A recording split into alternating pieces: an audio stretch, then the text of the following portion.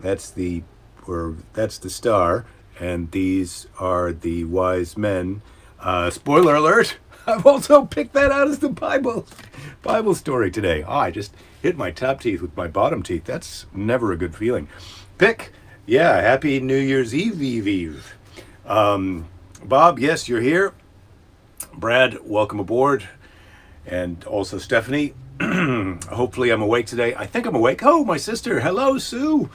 Sue is on lockdown, solo lockdown in Chicago, freezing up there. So shout out to all of you who are freezing alone in some snowbound terrible thing. Brad, I don't know if Lady Jerry will be here today. She said she was going to stop in because we wanted to say thanks to Rachel for the lovely Christmas gifts that she sent. It is a Christmas star or really just two planets conjoining? Well, Scott, I don't think there's any real way to know for sure about the Star of Bethlehem, the little Star of Bethlehem. Oh, excuse me, the fart machine is back on track, and Mr. Predicto has been in the penalty box since yesterday, but we may ask him a question today, or we may not. So there's not going to be any more. This is the final show of the year for me, 2020. We've only got a couple days left. But I'm taking some time off with Lady Jerry and Little Jerry, and we're heading up to Mammoth, California, not to ski, but just to hike and to play in the snow, and maybe if there's a frozen lake, I'll go swimming. I haven't told anyone that idea, except for you guys. So we're heading up there tomorrow, bright and early at the at Sparrow's Fart, as Lady Jerry likes to call it, in the morning, very early. Dawn patrol on our way up to Mammoth tomorrow, and we will return Sunday evening, and I will be here for the show on Monday, Motivational Monday, first Motivational Monday of the year. We'll be back for that. That's good. Keith, hello to you in Florida. I should have ran that thing over yesterday after it answered. Yeah, I was really upset with Mr. Predicto, although, I do take personal responsibility for the problem with Mr. Predicto yesterday. You got to, as any good attorney will tell you, do not ask the question unless you know the answer. And I think we all knew the answer that we wanted, and Mr. Predicto is a randomized toy, not a clairvoyant genius who can help us through troubled times. Although it is fun to pretend. Isn't it fun to pretend? Mr. Predicto, is it fun to pretend?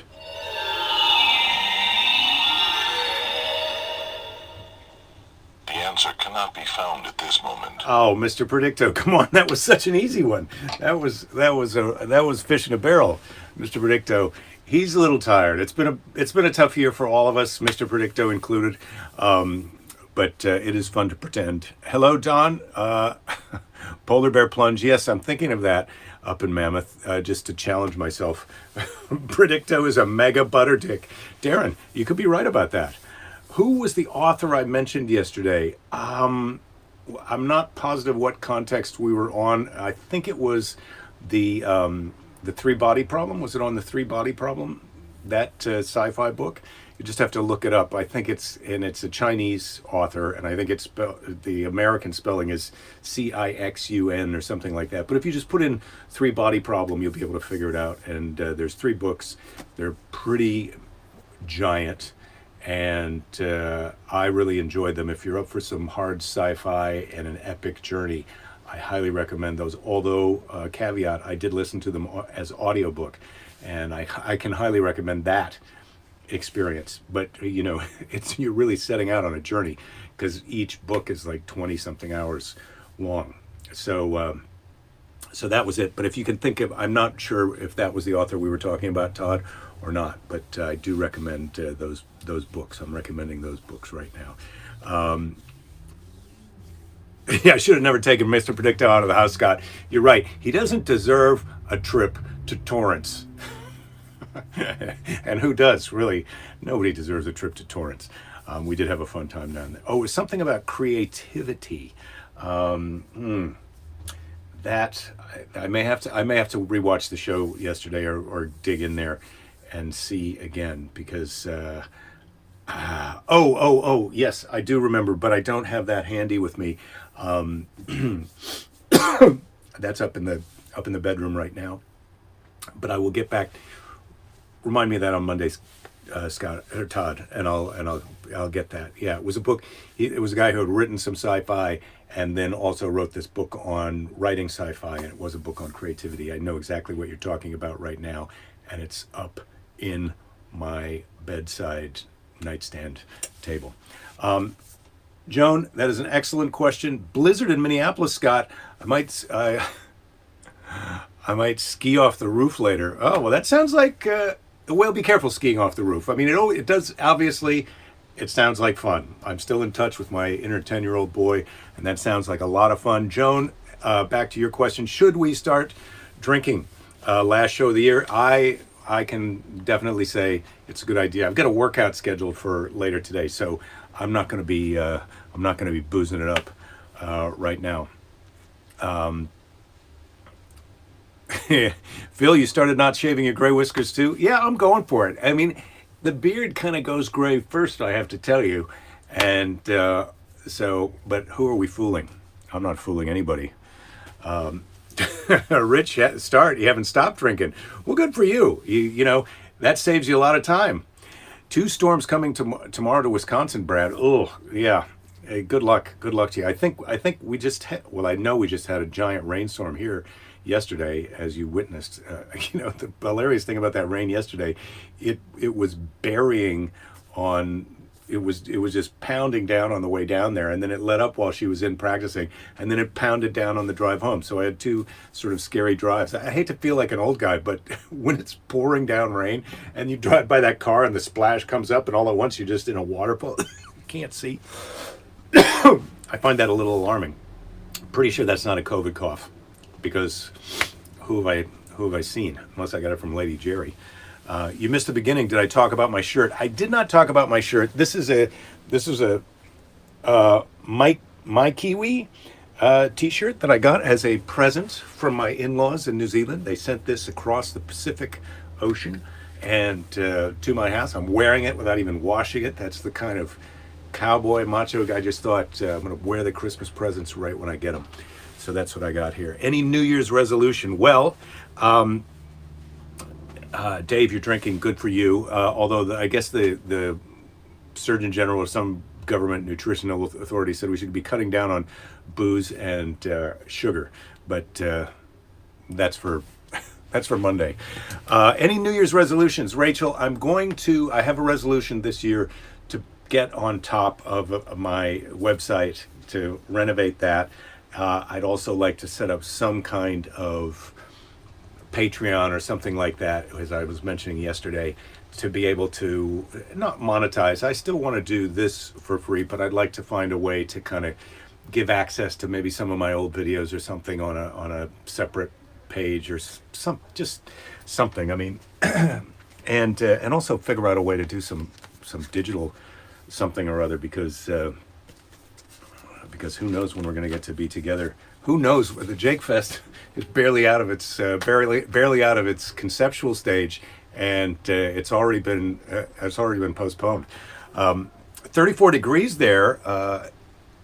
Kayak weather tomorrow, like minus 100. Thursday, even better.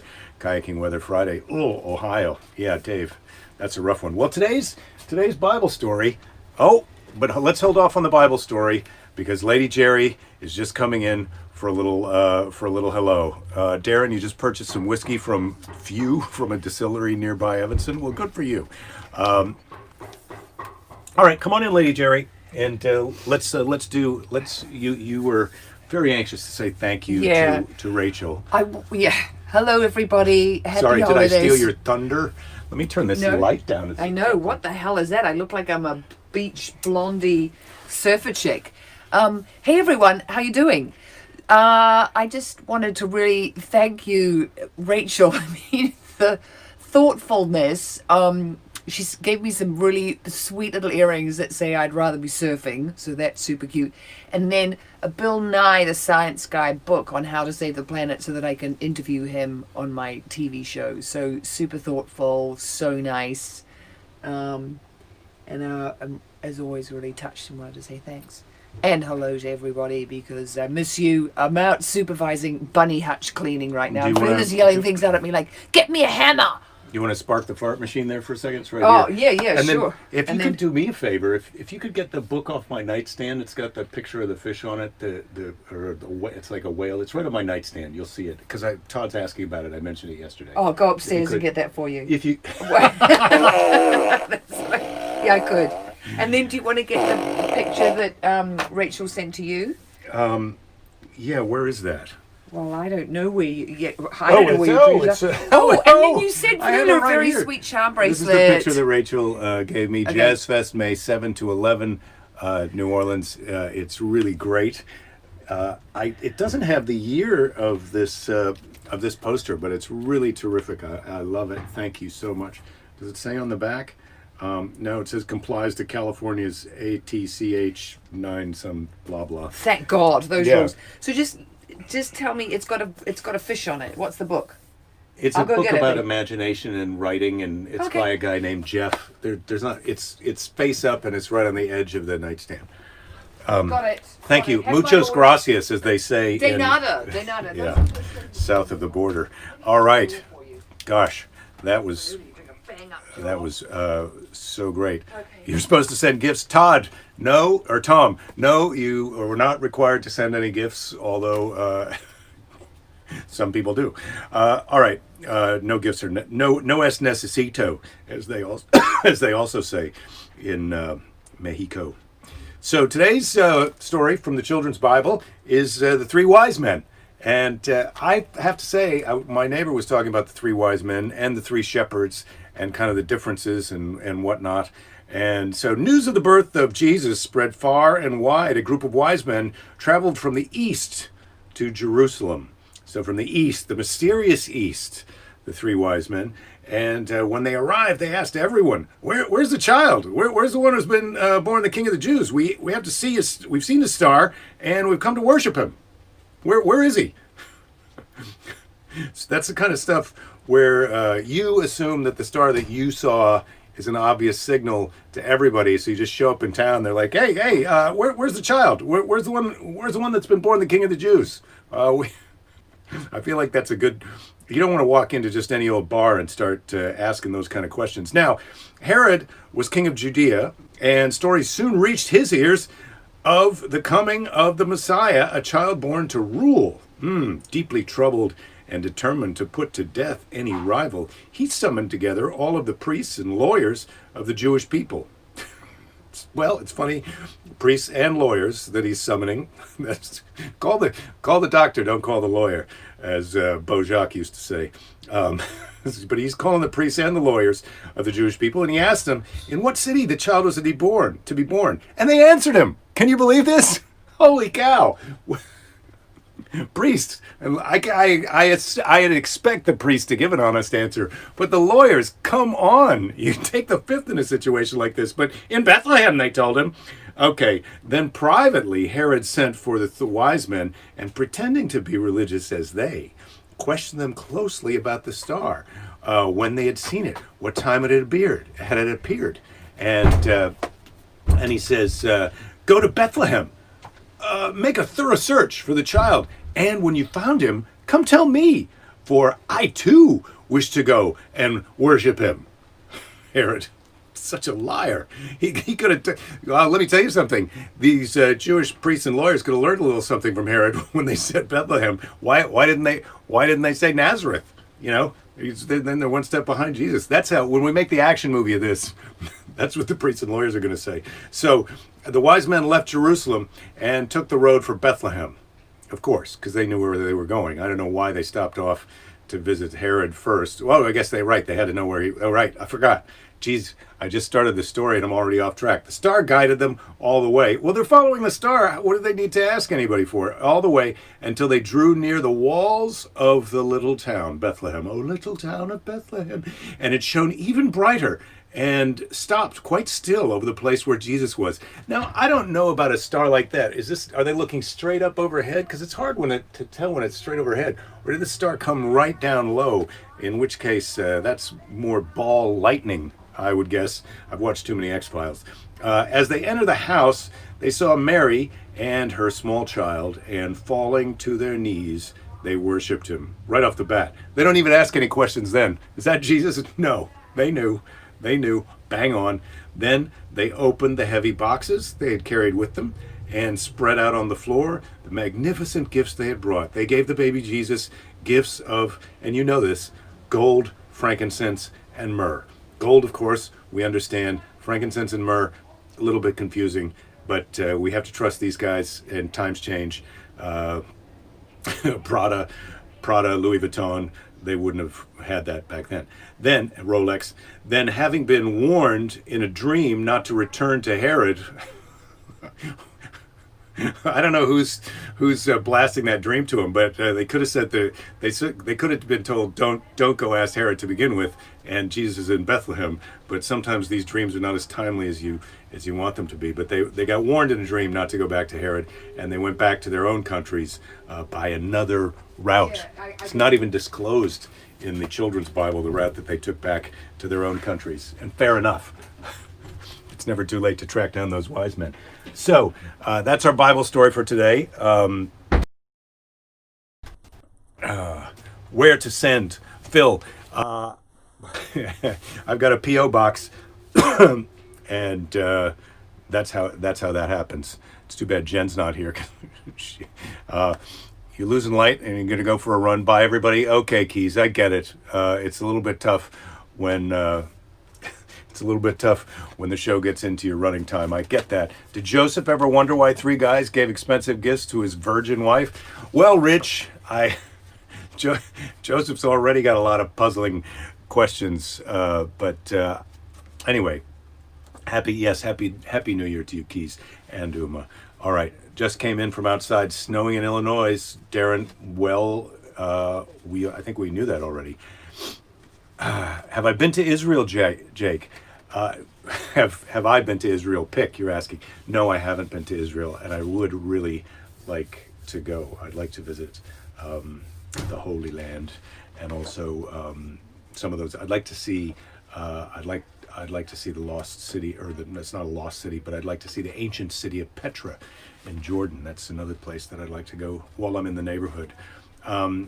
Stephanie, yes, I wish you happy birthday. Happy birthday.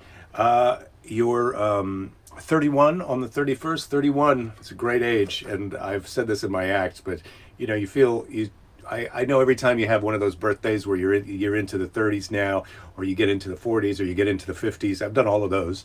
And now I've just started my 60s. Ugh, you feel old, but you're not old. Trust me. You happy 31st.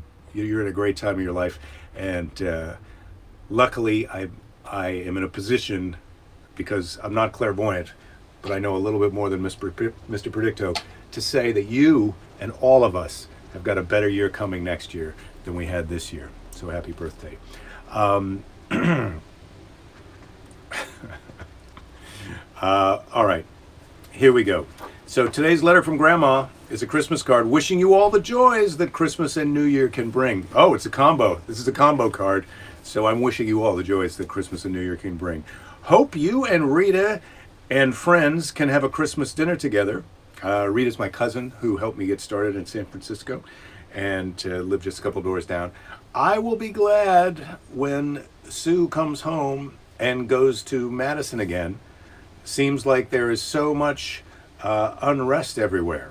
We don't know what year this is because, it's 1983. So I'd be 23 this year. So much unrest there. Grandma and Grandpa, Jay, my other grandparents, my dad's parents, are taking Meals on Wheels. I don't know if that means they're receiving them or they're delivering them, because if they're delivering them, they're a bit up there for driving around, but that's like them. I love you and Sue. Love, Grandma Plug. And then there's a little P.S. Living Branch's class baked bread last week. Living. I think that's the name of a person. Living Branch's class. So Living Branch is the name of someone? Wow, that is quite a name. Baked bread last week and brought us a loaf and then we were to pay them something for it. It was good. Wow. So this is from Aunt Charlotte. She's also included this in here, and this is these were written December 19th of 1983. Just FYIZ. Are you busy with some of the holiday parties? So she must be asking me if I've got any holiday party gigs, and sadly, well, how could she be asking that? No, I wouldn't have had a holiday. Maybe 1983. Church music program was nice, December 18th. The Christmas program is December 23rd. We didn't have church, November 29th. And December 11th, ice, sheet, and snowstorms. Ice, sleet, and snowstorms. Oh, boy. Wait, I can't tell if that's Grandma, or maybe that's the beginning of Grandma's letter. It's a little bit confusing. That might have been the beginning of Grandma's letter. All right, now here's Charlotte. Whoops. Sorry, this is a bit. It's a tough. I'm really bungling the letter from Grandma at the end of the year.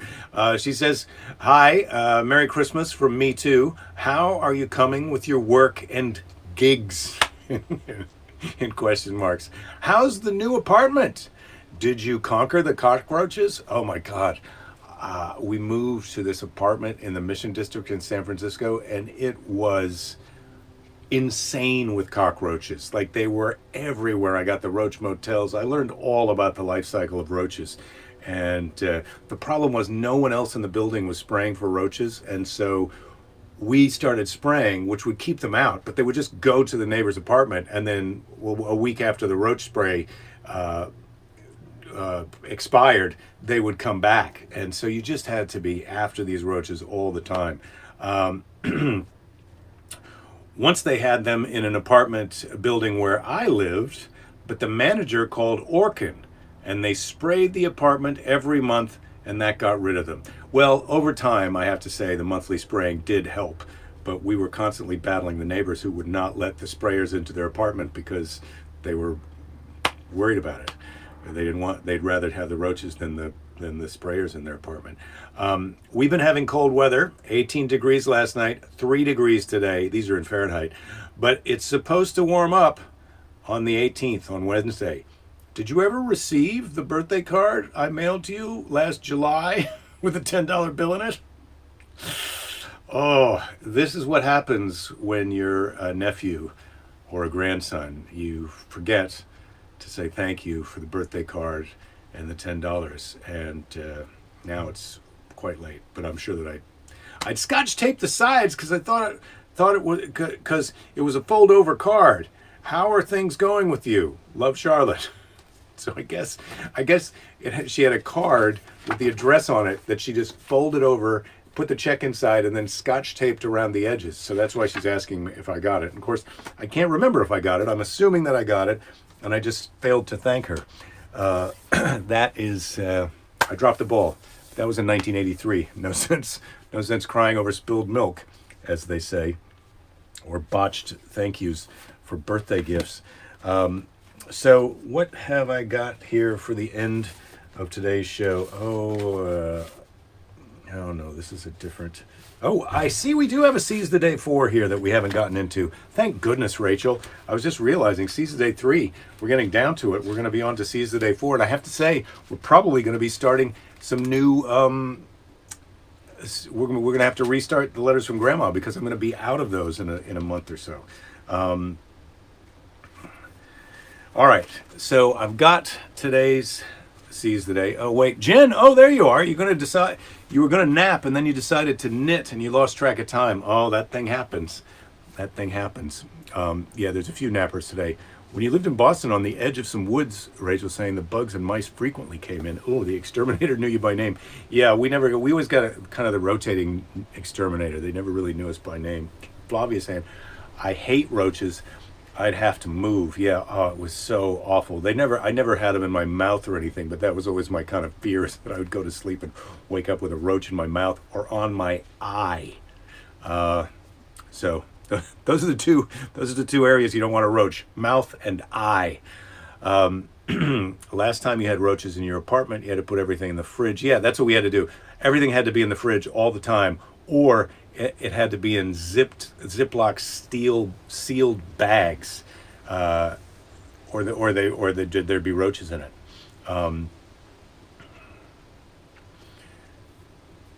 Bill, yeah, the only good roach is on a clip. Little pot joke. Happy New Year to you.